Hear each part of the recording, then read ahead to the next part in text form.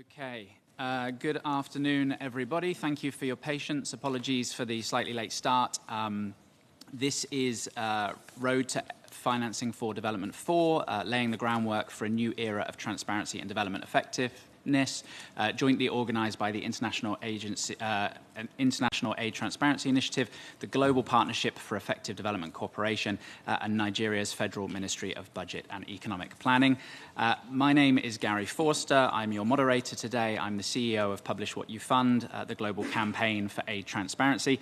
So this is a series of topics that are particularly close to my heart. It's also, incidentally, the eve of the launch of the 2024 Aid Transparency Index, which we're launching tomorrow at an event in Washington co-hosted by the Brookings Institution. It's a hybrid event, so you can look at their website for details and join and see how the 50 leading aid agencies are performing in their transparency.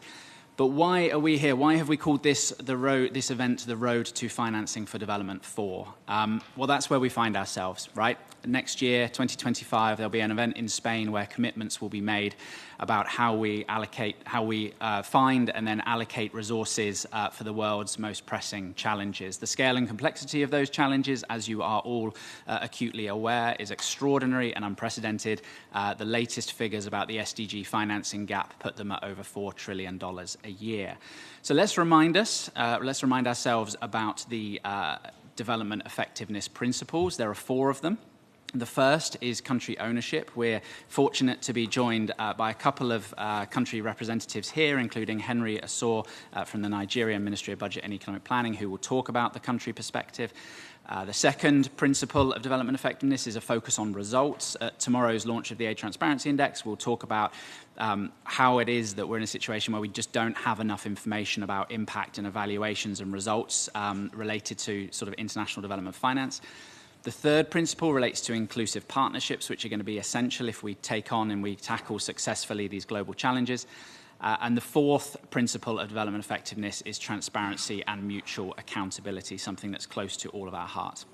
Now, I'll be honest, I've been in my role at Publish What You Fund for 6 years. I'd lost track a little bit about the broader development effectiveness movement. I've gone back and I've looked at some of the reports, and I was struck by some of the findings. Looking at the 2018 monitoring round and the results that came out of that, a couple of headlines stood out to me. Firstly, it noted decreasing forward visibility of development cooperation by country partners. That's a striking finding 7 years after we agreed and committed to the development effectiveness principles.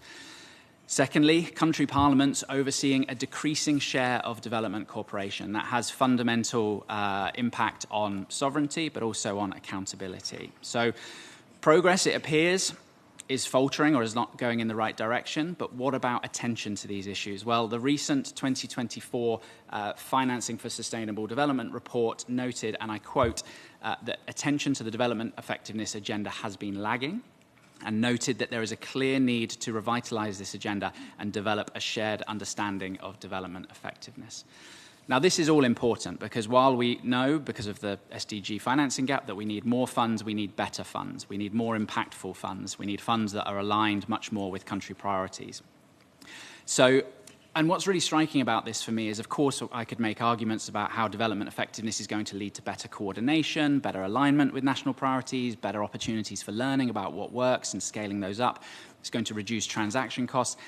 And that's all true, but what's fundamentally more important than that is the role that effective development plays in fostering respect between partners, in fostering trust between partners. And, you know, we do have a legitimacy challenge in terms of international development finance, and it's only with following these principles around country ownership, focus on results, inclusive partnerships and transparency that we're going to be able to maintain the legitimacy to continue as we are. So before I hand over, I think there's a couple of things we need to do. I think, firstly, the development effectiveness community needs to look inwards, and that's all of us. That's advocates in the global north and in the global south, to understand how have we got into this situation, what do we need to do better, have we not provided enough examples of why development effectiveness matters, have we not spoken loudly enough, have we not provided the evidence. But at the same time, let's be under no illusion, we need to double down and push as hard as we can so that all finance committed as part of FfD4 next year are delivered effectively in line with the development effectiveness principles. There's too much at stake for that not to be the case. So we've got a lot to talk about today. We've got some fantastic speakers. We've got a wonderful panel. But first of all, I am going to hand over to Her Excellency, Ms. Fatima Haram Assil, who is the Minister Delegate for Economy and Planning at the Republic of Chad. She previously served as Vice President of the Central African Economic and Monetary Community, and before that was the Commissioner for Trade and Industry at the African Union Commission. So we're delighted to have you join us today. Over to you. Thank you very much. Donc, I'm going to speak in French. Monsieur le Président de CA. Chair, ladies and gentlemen, distinguished participants,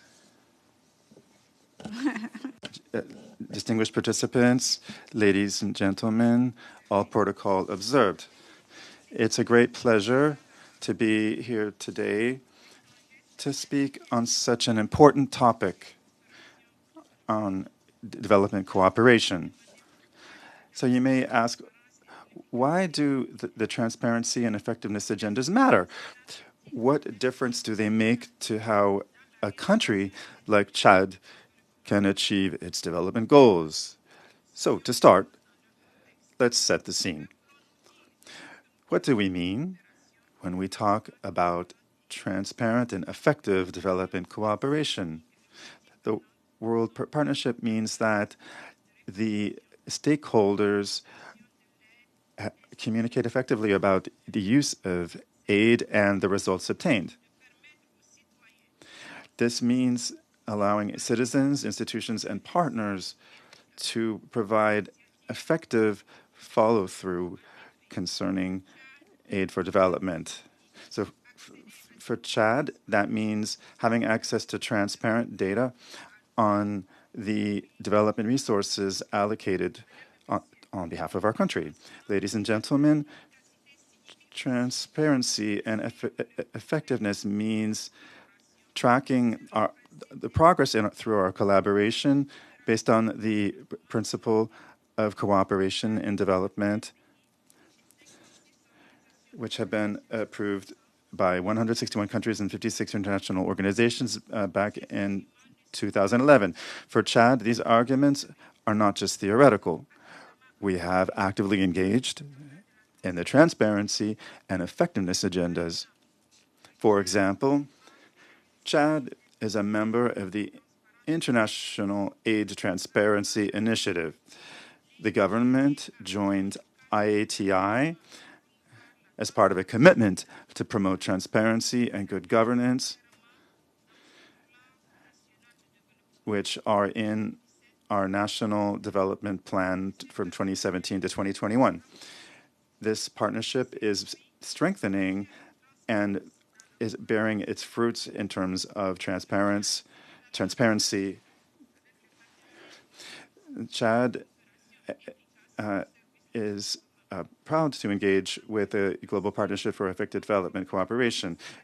We're committed to tracking our progress on the effectiveness principles of country ownership, and we've done so by engaging in multiple monitoring exercises in 2016, 2018, and now 2023. So we've worked with the Global Partnership and 57 other partner countries. So with limited resources and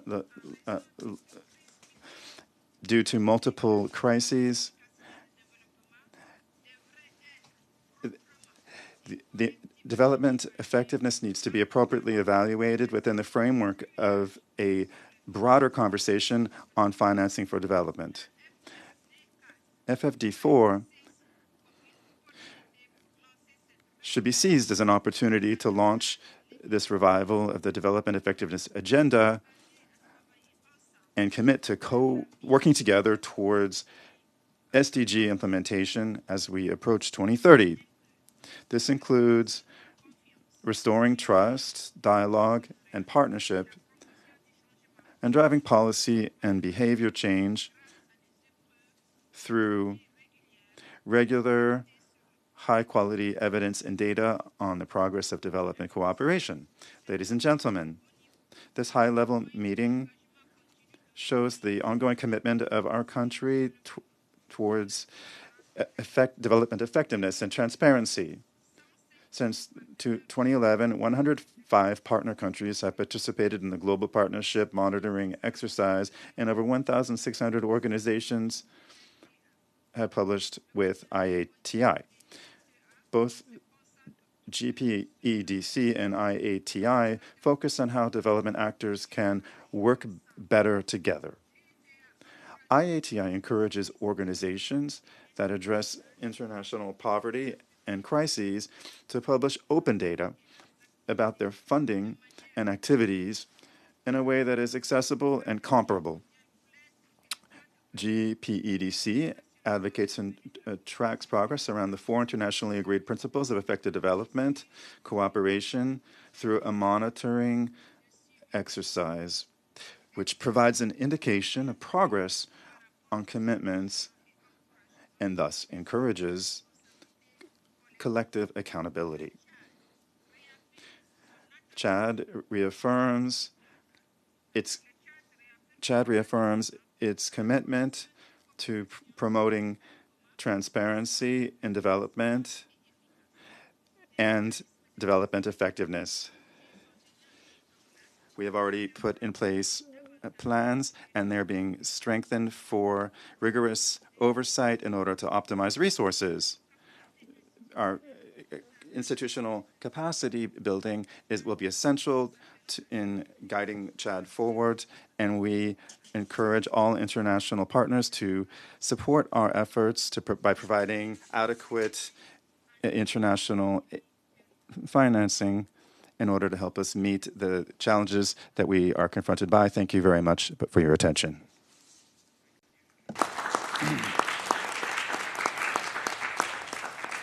Thank you, Your Excellency, for those remarks. So we now have a panel discussion before we move to questions from the floor.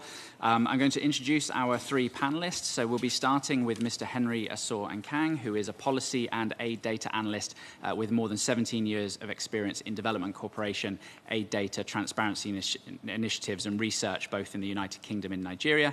He presently serves as the country manager for the Aid Information Management System within the Federal Ministry of Budget and Economic Planning in Nigeria. Until recently, Henry was the chair of the board of IATI, the International Aid Transparency Initiative, seeing the organization through a very important phase of evolution. He is also the GPEDC focal point for Nigeria, so extremely useful to have him here sharing his experience today.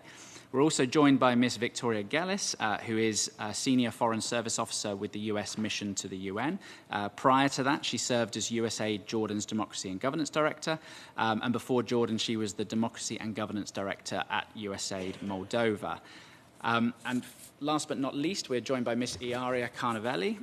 She is the Deputy Executive Coordinator of the UN Multi-Partner Trust Fund Office, a specialized unit within UNDP that provides fund design and fund administration services to the UN system and national governments. She has more than 20 years experience in the UN system, following an extensive private sector career before that. So we're very fortunate to be joined by this panelist. I'm going to start with Henry Assor, who is at the front lines facing many of the issues we're talking about today. From the point of Henry, from the point of view of a partner country like Nigeria, what is the importance and value of transparent and effective development cooperation? Okay. Thank you for having me. Thank you, Gary, for bringing that question on transparent and effective development cooperation. From a partner country perspective, and Nigeria in particular, transparency and its effectiveness is very critical to us for a variety of reasons. And I'll quickly give you some of those reasons. The first is accountability and trust. And let me set the context. You are aware that most of the development aid that we receive, the contributions come from taxpayers from the provider side. And so when aid is used effectively, then it will help to build trust, not only among the providers and the partner countries, but also among the taxpayers and then the beneficiaries from the partner country side. Another reason is it helps to maximize the impact of the aid. So in that way, we involve the stakeholders in the decision making so that aid is targeted to areas of need. Another reason, again, is that when you have effective and efficient development cooperation, then it acts as a safeguard against corruption, and then it engenders value for money. It helps to strengthen partnership at country level, but also facilitates knowledge sharing, best practices in terms of financial management, project management, and all of those best practices. Now, I would like to also mention what we are doing to sustain these drivers of sustainable development. For example, at the country level in Nigeria, we have some policy frameworks like the National Development Cooperation Policy, where we have prescribed how our development partners report their aid in the country, but also having the M&E framework in the policy. And let me quickly mention that in the development cooperation policy, we have domesticated the principles of effective development cooperation. And in terms of reporting, we have a national development aid information management system, where just recently we have upgraded the system to integrate IATI data. And IATI data helps us in so many ways, and I can just quickly mention the benefits. Some of the benefits are comprehensiveness and timeliness of the data.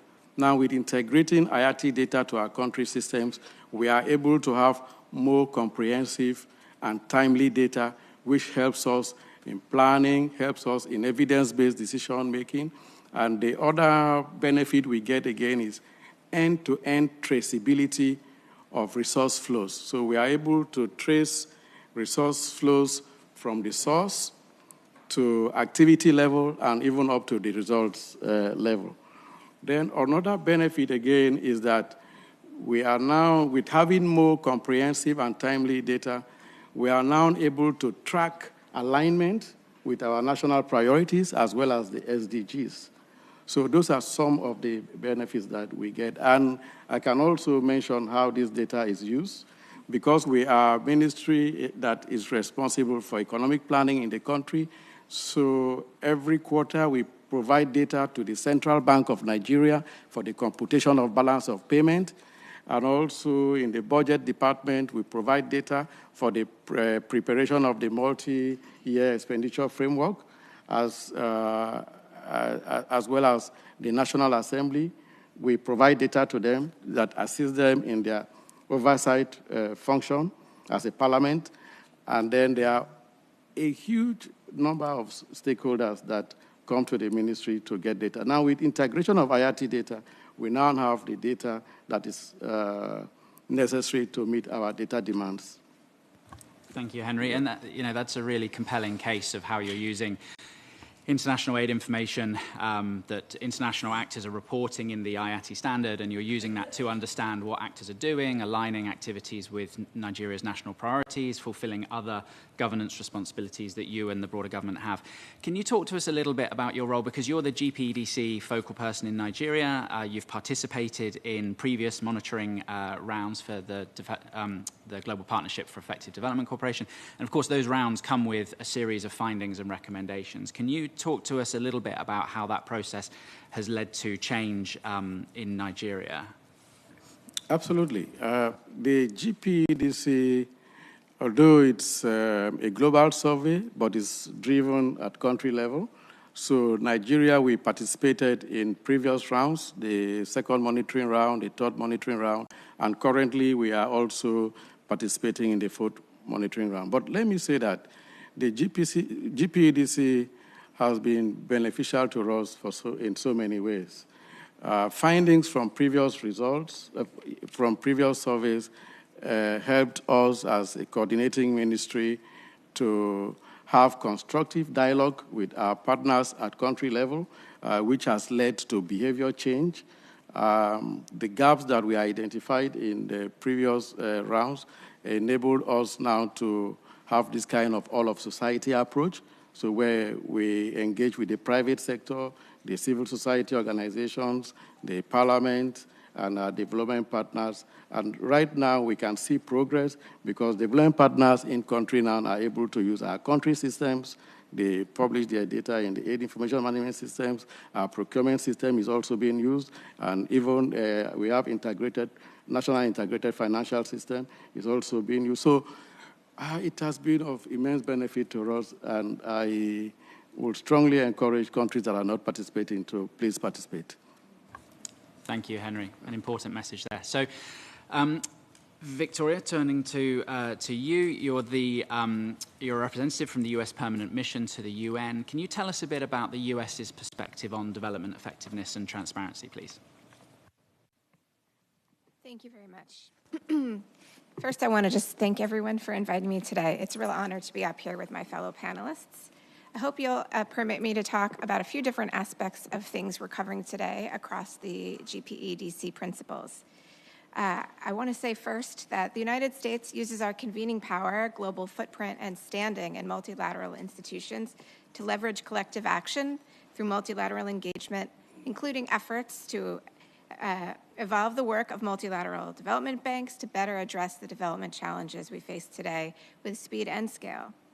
At USAID, my home agency, coordination to avoid duplication and improve effectiveness takes shape at both headquarters and field levels. As one example, holding regular and recurring strategic dialogues in both the capital and in the field with donor partners and country governments to identify areas of collaboration and hold ourselves accountable for following through. More broadly, and to your question, the United States is committed to aid transparency and evidence use to advance effective cooperation. We continue to improve the quantity and quality of the data reported. We have several laws that require all government agencies, including those that manage foreign assistance, to be transparent and accountable for results.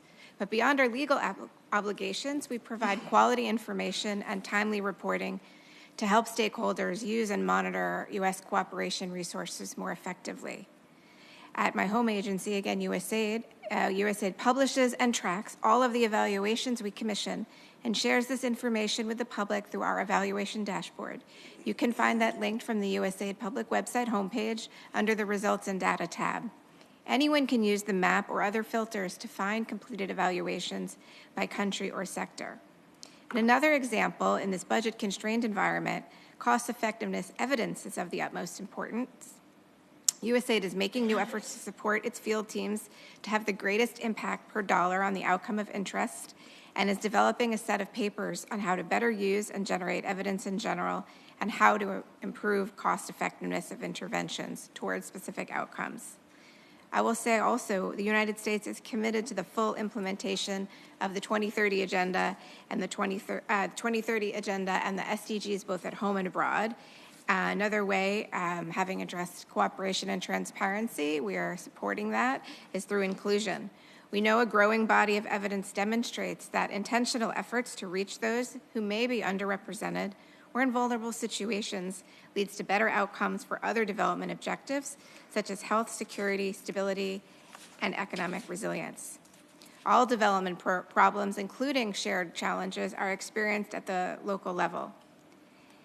The United States will elevate locally led solutions to put its partners in the lead, employ local talent, channel high-quality funding as directly as possible to local actors, and shift and share power to ensure local actors have ownership over and can meaningfully and equitably engage in the development, humanitarian, and peace-building programs we support. Since 2021, USAID has been working towards two agency-wide goals in pursuit of locally led development. Those are, one, channeling a quarter of USAID funding directly to local partners, and two, ensuring that for the majority of USAID programs, local actors are in the lead for project design, implementation, and results measurement. Another U.S. government agency, the Millennium Challenge Corporation, which is also known as MCC, country ownership is core to how the agency invests. MCC's partner countries exercise ownership when governments take the lead in setting priorities for MCC investments in close collaboration with citizens and civil society. MCC is focused on evidence and learning and has been consistently ranked among the world's most transparent bilateral donor entities. MCC has also embraced the SDGs as an essential way to respond to partner country priorities, with the average MCC project supporting 7 different SDGs. Adhering to the development cooperation principles unites us. Through implementing country ownership, transparency and accountability, inclusive partnerships, and focus on results, we can make our investments go further and have sustainable and wider-ranging impact. Thank you. Thank you, Victoria. So before I open the floor for questions, Ilaria Carnavalli, I'm going to turn to you. You're here today representing the UN Multi-Partner Trust Fund Office. What is the importance and value of transparent and effective development cooperation? Thank you very much. Thank you very much, Gary. First of all, great pleasure to be here with you today, and I would like to thank the government of Nigeria and the various partners, both IATI and the Global Partnership for Effective Development Cooperation, for convening us here today. Thank you for that. And thank you, of course, for my fellow panelists and the compelling views from Nigeria and from the US. So to go to your question, of course, this work builds on that of those who came before us and existing frameworks. So, of course, the Addis Ababa Action Agenda, and which is technically an annex to the 2030 Agenda. And if the SDGs are what we want to achieve, then the Addis Action Agenda is about the needs for achieving this ambition. And in this moment of revisiting this in the form of FfD4 is a very interesting and topical moment for looking into this. So as you were saying, our office is the only United Nations office fully dedicated to the design and administration of pool fund finance vehicles, and we cover the design, administration, data collection, fund management support, so in support of the UN system agencies. So we're very much a service provider in that regard.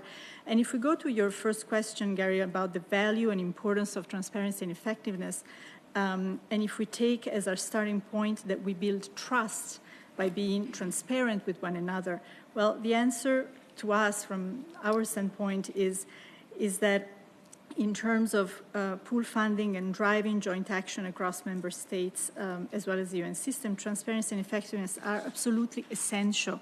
And we see that every day in our work on pool funding and on supporting the various UN system agencies in building and administering and managing these financial instruments that are so crucial to both uniform and the achievement of SDGs. And the concept of trust has very much been there from the beginning of the establishment of our office 20 years ago, and incidentally, it was at more or less at the same time that the development effectiveness agenda was taking shape. I'm thinking here of the Paris Principles from 2005, and the IATI launched in 2008. And since the inception of our office, we've been trying very much to work around that, the concept of trust. And in fact, the very inception of the concept and model of interagency pool funds, if you wish, is built on this. It's built on this trust. It's built on this onus of transparency, mutual commitment, open reporting, which remain absolutely central to the work of the UN system now and its partners, and absolutely as central as it ever has been. And I think the value of a discussion like this at a moment like this is to bring these issues back into focus as we move into the preparatory phase of FfD4, building on what has been already looked at in the Funding Compact and the Funding Compact 2.0 in particular, in incorporating what will come out of the QCPR, so we can better work together for sustainable development and really move forward on the shared objectives of the 2030 Agenda, but really with the concept of trust at the core. Thank you, Ilaria. I like how you've framed that. So can you give us some specific examples of what the Multi-Partner Trust Fund Office is doing to ensure transparency and effectiveness in the funding it receives and manages? Yes. So now moving to your second question on how our office ensures transparency and effectiveness in how we manage resources, I would like just to frame a little bit the role of our office so that everybody understands it's a bit of a specific mandate and positioning in the UN system. We are a service provider to UN entities in the UN system every time they want to set up either a multi-partner trust fund or a pass-through joint program, which basically when they want to set up an interagency pool fund. So we very much act as a service provider to our to all the UN system entities. And so in that sense, the very first point out of which we manage the transparency and effectiveness is really, the starting point is really the United Nations Sustainable Development Group guidance framework and legal framework and accountability framework out of which interagency pool funds operate, both the trust funds and the joint program. And this framework emphasizes three important roles. One is the joint governance of the fund's operations with clear and inclusive consensus building mechanisms that often bring together member states, bring together UN entities, bring together beneficiaries. So there's really that jointness of consensus building on the use of pool funding. Particularly when we look at country-based pool funding, we see these really inclusive mechanisms that are country-based to look at these issues. Also, when we look at global pool funds, we see these inclusive and representative governance mechanisms that really try to bring home the issue of both transparency and also inclusive leadership. Then there is the role of fund implementation, where UN participating organizations, they implement according to their rule, procedures, and oversight frameworks with clear line of accountabilities, which are set by the member states in the executive boards of the different entities. So there is that very strong basis of that accountability, but which then is made, completely visible by reporting mechanisms, both on the financial side and on the results and narrative side, which are very much publicly available and very much standard and certified. So, so very much standardized and very much available to the public. And then I will speak a little bit more on how we do that. And then, of course, you have the standards on fund administration, which are clearly defined and readily accessible as well publicly. So the UN SDG framework provides us with a fully publicly available standards of accountability and management of these instruments. So when we look at the level of multi-partner trust fund or joint programs, key partners with support from our office and, of course, from the leadership of each pool fund, partners are already engaged from fund design in different forms throughout the process of the fund governance as well, and advising on joint outcomes, on working methods, on addressing issues, prioritizing opportunities, and addressing risks as they arise together. We look also at evaluations, for example, of these instruments, which are, again, tracked and publicly available, made available on the UN Evaluation Group website, for example. And as I was saying, reporting is also standard, certified, consolidated, and fully publicly available. Just one more thing I want to stress is really how a technology helps us. And in MPTF office, we have the MPTFO Gateway, which is a portal that is fully available to the public, where basically all the information I have available about the pool funds that we administer is also the information that is available to the public. And it can be tracked, it can be used, it can be interrogated, it can be analyzed the very same way that our office can analyze it. So that is a big asset both for partners who contribute their funding and for countries who are beneficiaries of these funds. So I'm going to stop here because I know I'm over time. Thank you. Great, thank you, Iaria. Very comprehensive responses there. So we're now going to open the floor for questions. I think we have approximately 15 to 20 minutes. I've also got some questions myself for our panelists.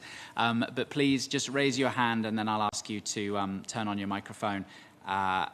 Explain who you are and then ask your questions. So I can see lots of hands. I'm going to start with the lady in the front, and then we'll take 4 questions first round. So the 4 people that had their hands up there.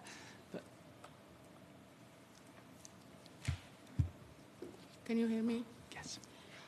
I would like to first thank all the presenters. It's a very opportune moment into which we are actually discussing the Sustainable Development Goals. But I would like, first of all, to ask whether the perspective can be put back to the theme of the 2024 HLPF, which says that reinforcing the 2030 agenda and eradicating poverty in times of multiple crises, the effective delivery of sustainable, resilient, and innovative solutions. So we're having crisis, the resilience, and the innovation. I would like to see, for example, all the panelists who have actually alluded to the fact that there are some kind of revitalization and ownership and country-based kind of, mechanisms, as the lady from FfD4 said.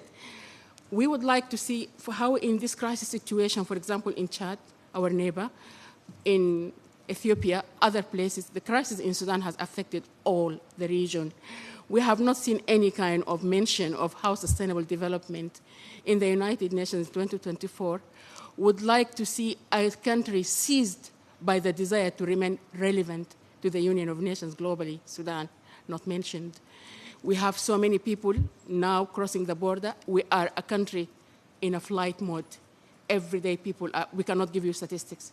The thing happening in Sudan defies any statistics because everybody is moving. The majority of people affected are women and children. They are all victims of rape in waiting. So if you want to actually revitalize and have some kind of resilience into innovative skills with the framework of financing development, you can revisit in the United Nations. We have approached the AU, we have approached the EU, we have approached all the regions and the United States government in the shape of Her Excellency, Linda Thomas-Greenfield, and her team, who said that Sudanese people are actually having to hear our silence. They ask why we have been forsaken, why they have been forgotten. They are not forgotten because Sudan has a mite of resources, including gold, uranium, rivers, 2 million hectares of arable land. It has so many resources, including the human being, that are not going to be featured anywhere because children are dying. The vultures are on the back of our children as they are dying by the day, but we have the gold. 1 ton is $64 million. Imagine the amount of fund that we can create, the multi-donor trust fund, that all the countries in partnership as per Development Goals 16 and 17 would buy the gold, put it in a fund. If you have any transparency problem with the people and countries and companies dealing in trade, which is part of the Sustainable Development Goal, in order to avoid the illicit trade and money laundering, find those countries, take them off the blacklist, the gray list, put that money in the fund with the gold proceeds, with all the amount of funds so that you create the United Nations Relief and Work Agency for Sudanese in country, in Chad, in Ethiopia, now in jungles without access to any fund. I used to work with international organizations. Madam, sorry, I think we all share your concerns and frustrations and horror. I'm just conscious that we've got other questions as well. I'm just trying to conclude that they don't have to despair. We don't need aid. Sudan is actually in the quest of trade, which can finance all these kind of atrocities for resilience. We are here to begin from where we end. Thank you. Thank you very much. I'll take that as more of a comment, a welcome comment than a question. To the gentleman at the back and then the other two. Thank you, Mr. Moderator, for handing me the floor. I'd like to first express my appreciation for all the panelists for their passionate responses.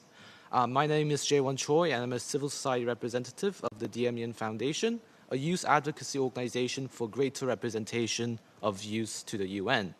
Many of the most honorable panelists have mentioned civil society as a mechanism to ensure integrity and transparency in development programs. Therefore, I'd like to inquire to the honorable representatives of Nigeria, Chad, and the United States of if the excellencies could state any specific case studies or examples of meaningful civil society and other external stakeholders, such as youth contributions to maintaining and monitoring integrity and transparency in their respective countries' development programs. I thank you, Mr. Moderator. Thank you. We got that question nice and loudly. Thank you. To the lady there. Thank you. Thank you so much. I'm Shruti, and I'm a doctoral researcher at the UN University for Peace, and I'm looking at the role of international development organizations in promoting a more people-centered approach to development cooperation. And I've been doing a lot of field work and field research on effective development financing, and one of the biggest issues is transparency, and as we all know, and the initiative and everything. But the big problem that I identified, and in the discussion here as well, we see a more macro level concept of transparency, which is more between development actors and governments and aid agencies, but not with the people. So the people do not know how to access information about what's happening, or they would not be aware to go to the portal and look at, okay, these are the millions of dollars, what does this expenditure mean, or so on. So my curiosity is that is there any work or initiative or any reflections on this big obstacle of bridging the transparency issue amongst the wider public and the people? So that would be really nice to listen from the panel. Thank you so much. Yeah, that's a very important question. Thank you for answering it. To the gentleman just there.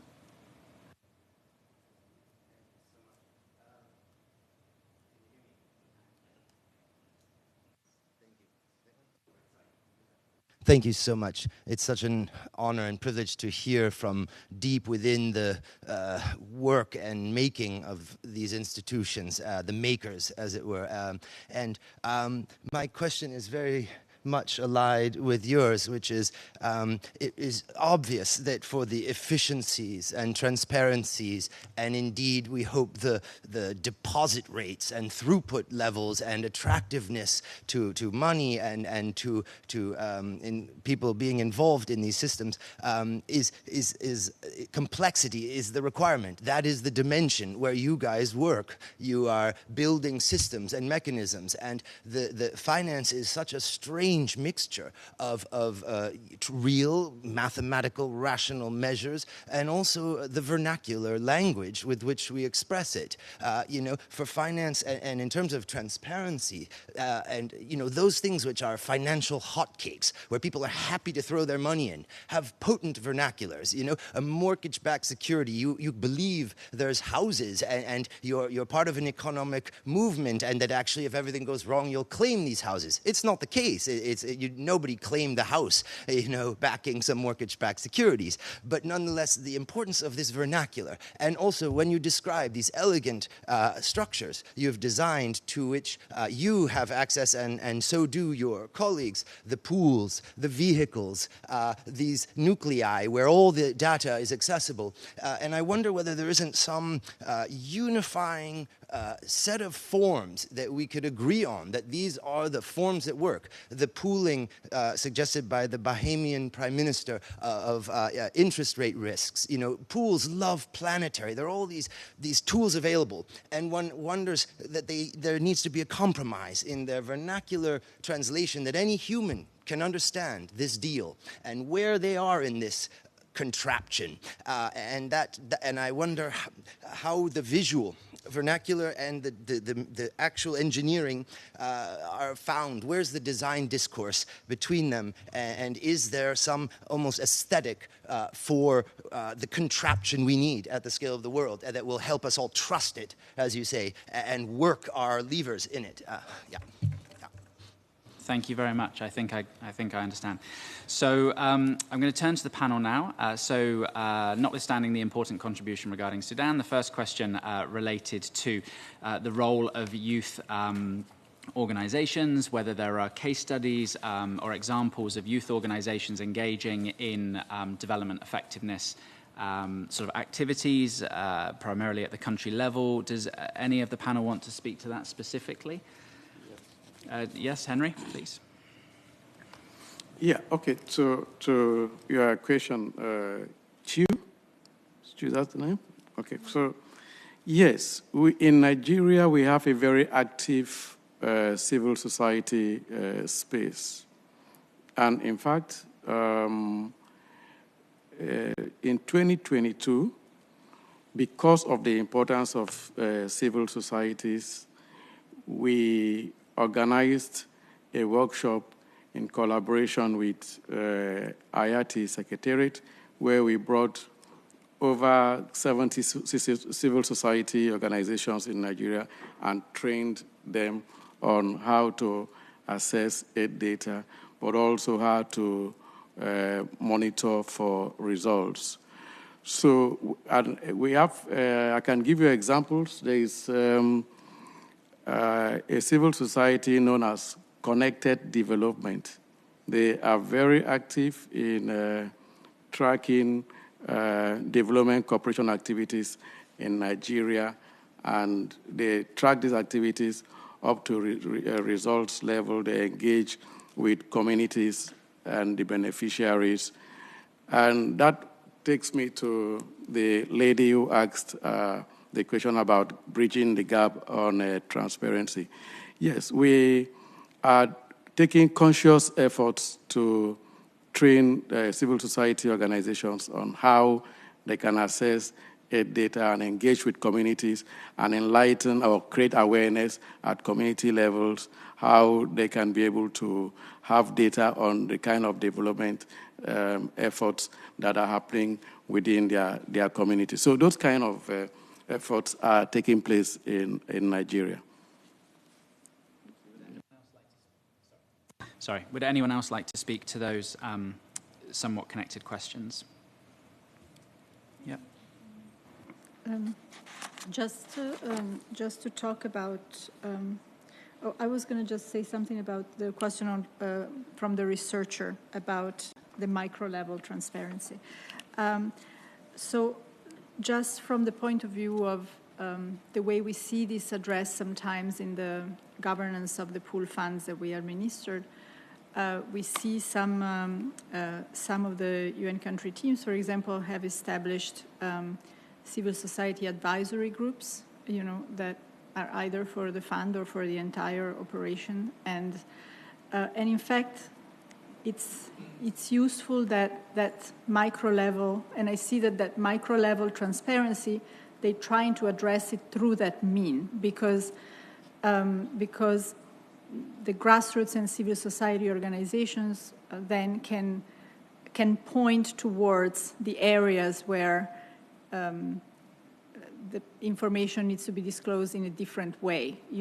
For example, I'm thinking of one of the funds who wanted to make sure that there would be information disclosed about the reporting mechanisms for any, unethical, actions or use of funding.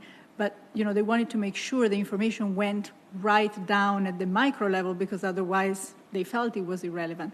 So they created, through a system or sharing of this information through that basically civil society advisory board that is built into the design. So just an example. Thank you.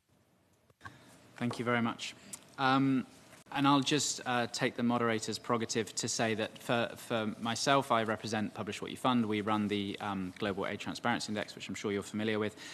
We are very conscious that is one definition of and approach to transparency, and it doesn't always speak to the issues that you talk to, and we challenge ourselves regularly to see what we can do there. We'd be fascinated to see your research, so please do share it with us. So then the question on the words that we use, the vernacular, as the gentleman so eloquently was talking about, this is a challenge, especially with the increasing privatization of aid. One of the big conversations at Financing for Development will be the role of multilateral and bilateral development banks, who band around terms about synthetic securitization, blended finance, and so on, so on, so on. And it's pretty hard to dig through it all. And the harder it is to dig through, the harder it is to hold organizations accountable, and so on. this will be the hardest question of the session. Does anybody feel comfortable making a comment on this, or do we just all acknowledge that we need to do better? It's not a critique at all. All respect to you. It's not a critique. My passion is a desire for what you're making to benefit the macro system, not just these internal systems, but the same language. It's so beautiful. I can see it. And I believe your fellow humans would see it as well, and thereby trust and understand it in a beautiful way. It's not at all a critique. On the contrary, you're heroes. Yeah. I'm just excited. Yeah, sorry. Yeah. But one thing you may be interested to look at is there is an initiative called GPI, Global Public Investment, which is trying to reframe entirely how we think about aid and finance and bringing all resources to bear, including country resources and non-financial resources and so on. That's an effort to try and just shake up the entire rhetoric around how we work together against these global goals. I'm conscious of the time, but we do have time for a couple more questions. There's a lady over there, and I saw your hand as well a minute ago, and if we've got time, we'll go to the lady at the back. So if we can go to you, please do keep this very brief and introduce yourself. So, my name is Khadija Sise. I worked with IATI for 10 years. And at the time, I worked with the government of Sierra Leone. I represented Sierra Leone to IATI and, of course, to the Open Government Partnership. And so a few years ago, I resigned. I came back to the United States, and I set up, while I was working with IATI, I figured that there were two gaps that I wanted so bad to settle those gaps. One is translating what IATI produce to the level that people can understand and people can use. So that's one gap. Then the other gap was, how do we make an impact? How do we showcase the impact? How can people set up impact analysis? How can we set up results so that the world can see and people can copy from those results? Those are the two areas that I had questions on. When I moved to the United States back 5 years ago, so I set up, 2 years ago, I set up the Women in Monitoring and Auditing Global Elections.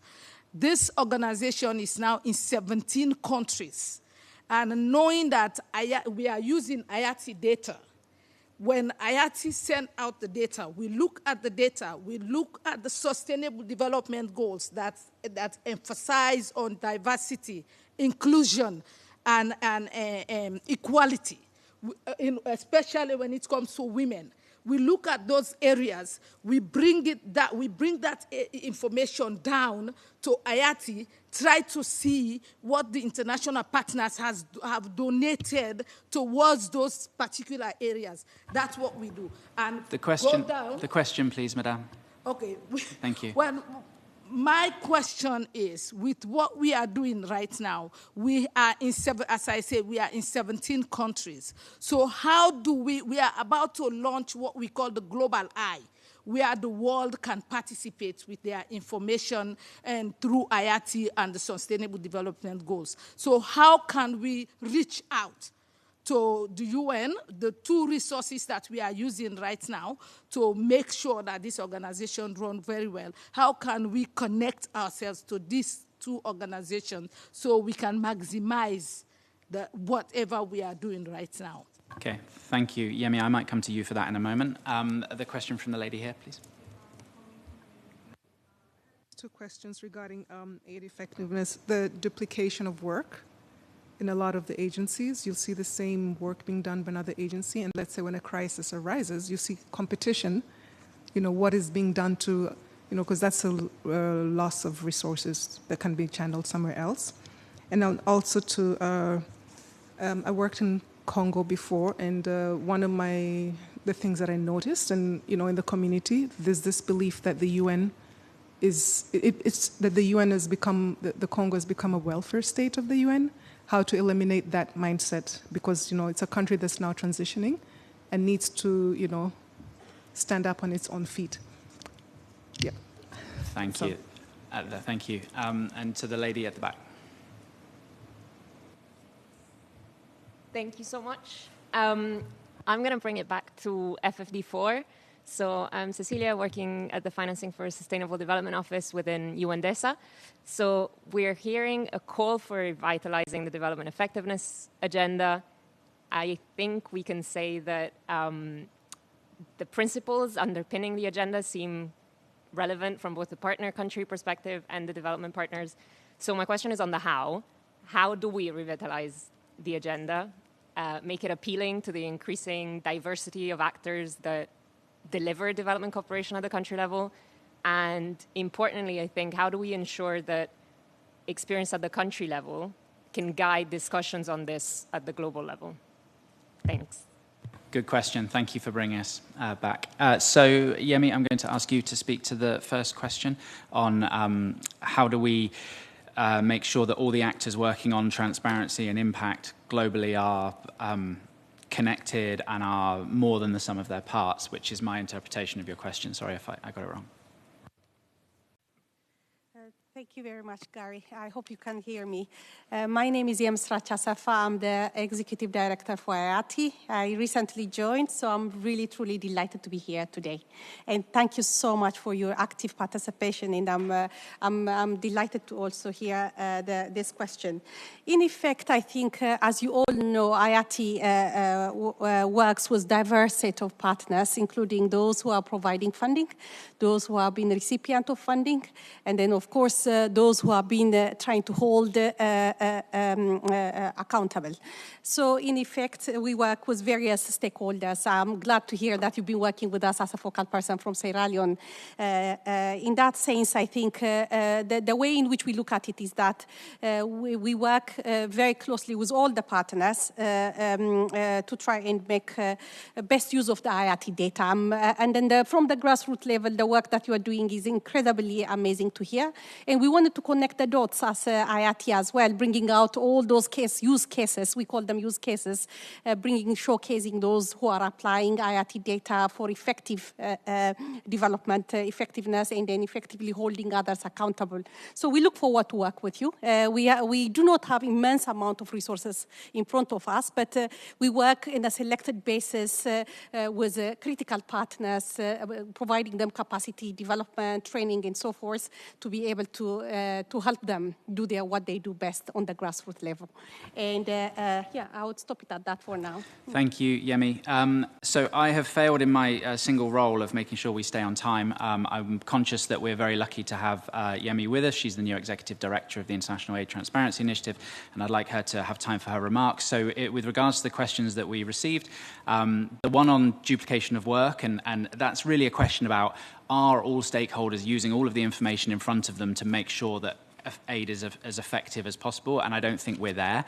I think we've got an awful lot of data. I don't think we've got a lot of organizations using it to make sure that aid is better, and that is a fundamental problem. And I think that's beholden on all stakeholders, but largely northern actors.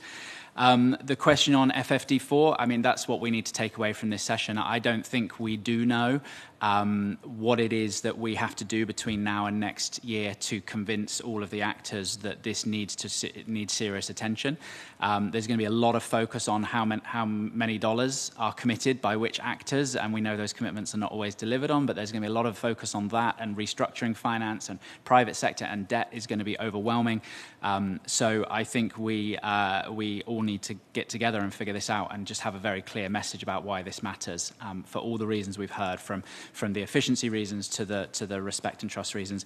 Yemi, I'm sorry, I'm confident that we can overrun because no one's told me we haven't. I know you've got remarks for just a few minutes. If I can please pass to you to close, give us your closing remarks. Thank you very much, Gary. Excellencies, distinguished guests, ladies and gentlemen, I sincerely wanted to thank you. Truly, it was an exciting event today where we had an opportunity to dialogue. I'm very grateful for the moderator, the panelists, and for helping us outline really clearly what we wanted to achieve going forward between now and the FFD. I wanted to specially recognize Honorable Minister, Madame Fatima Harma, the Minister Delegate for Economy and Planning for the Republic of Chad, for being here and providing a remark for us. I think today what we tried to do was to try and convince you all that we need a new era of transparency and development effectiveness. But why were we trying to do that? Well, it comes down to one important point, trust. It is unfortunately, it's very well recognized that trust in our international system is eroding.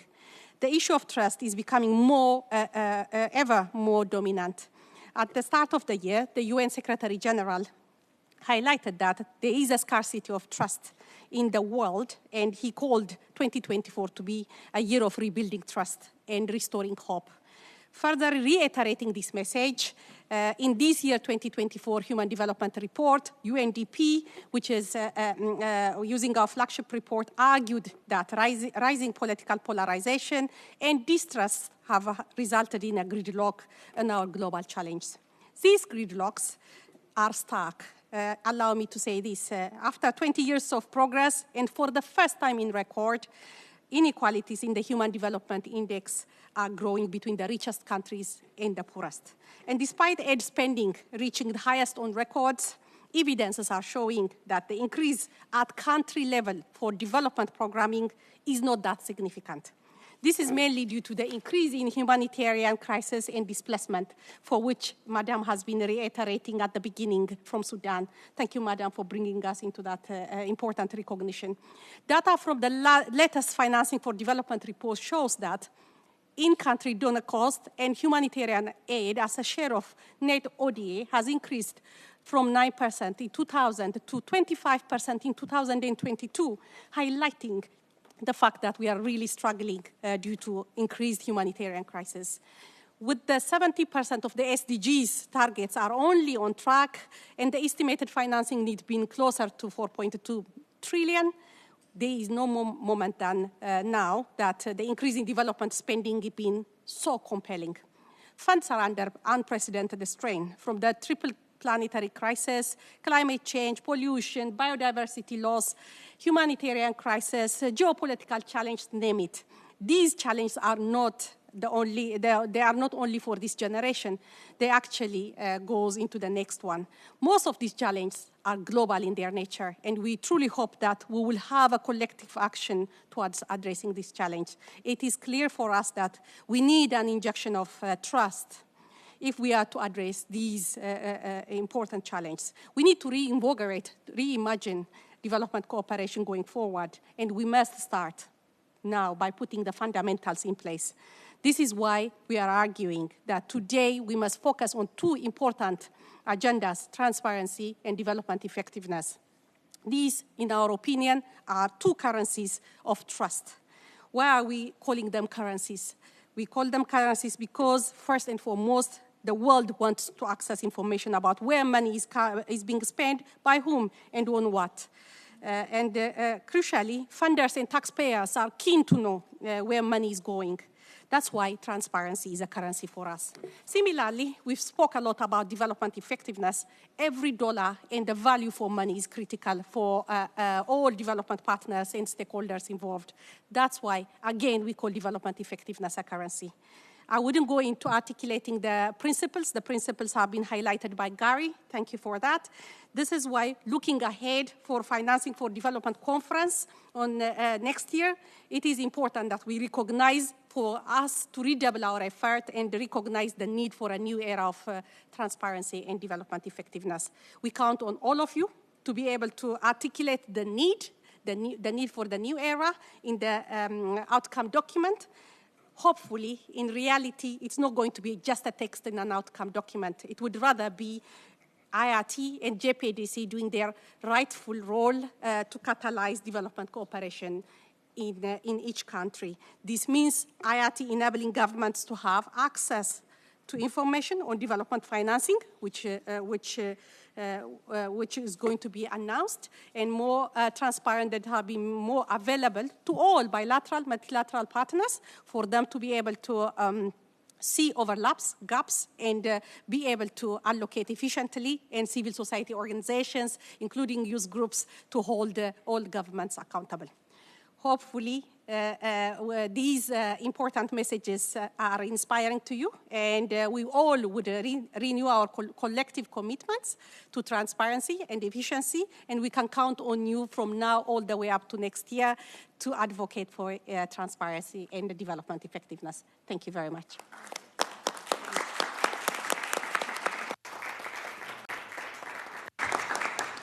Thank you, Yemi. Thank you, Your Excellency. Thank you, panelists. Thank you to everybody in the room and online, and to those of you who asked questions. We've had our marching orders. Now we need to go and deliver. Thank you.